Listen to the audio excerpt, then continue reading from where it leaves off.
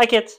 Okay, Dawn of the Dead 2004. So, this is the second remake in this series that I've done. The first one was the remake of Night of the Living Dead, which is George A. Romero's first film and his first in the Dead series. Dawn of the Dead in 78 was the second in that. This is the second one to be remade. Last time we had Tom Savini directing his directorial debut. And that one was more of an updated version of the original. Didn't change too much of it. This one is more taking the location, some of the story elements, and then working within that context. So a lot more reimagining this time for Dawn of the Dead. This is the debut film, debut director again. This time it is Zack Snyder. So this is the film that brings the world Zack Snyder. You're welcome. And this was produced by Mark Abraham. He bought the rights to produce this. He was also the producer of a wide variety of genres. He produced Bring It On. He produced The Family Man. He produced Spy Games. He produced The Rundown. Bring It On was also a directorial debut. That was the directorial debut of Peyton Reed, mostly known for Ant-Man. Marvel. Speaking of which, the screenplay for this film is by James Gunn. That's right, that James Gunn. James Gunn, when it was announced that he was writing the screenplay, there was a lot of fan backlash. Can you imagine that? Fan backlash? Horror fans upset because to them, James Gunn was the guy who made the Scooby-Doo movies.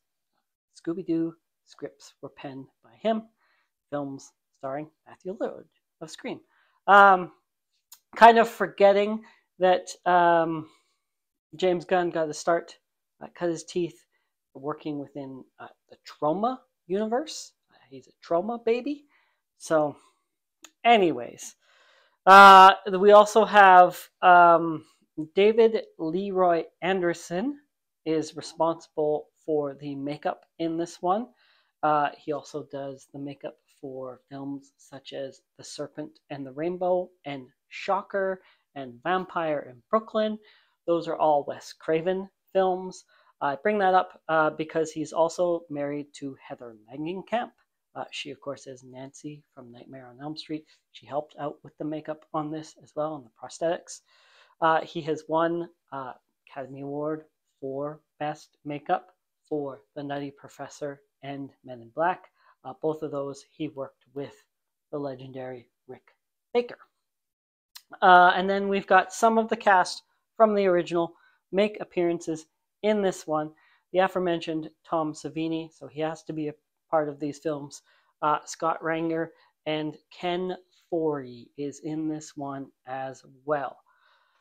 All right, so this one is still, you got your characters trapped in a mall, but now we've got more characters. We've got more zombies. We've got more blood, more everything, and running zombies. So this really helps, really gets the ball fully pushed as far as zombies coming back to popularity. But if we're going to talk about that, we have to go back. So there was the Dawn of the or Night of the Living Dead remake that I'm not sure how much of a dent that made. But then in 1996, you have the Resident Evil video game. And then in 2003, the year before this is released, is the release of The Walking Dead graphic novel. So around this time, zombies are starting to reanimate.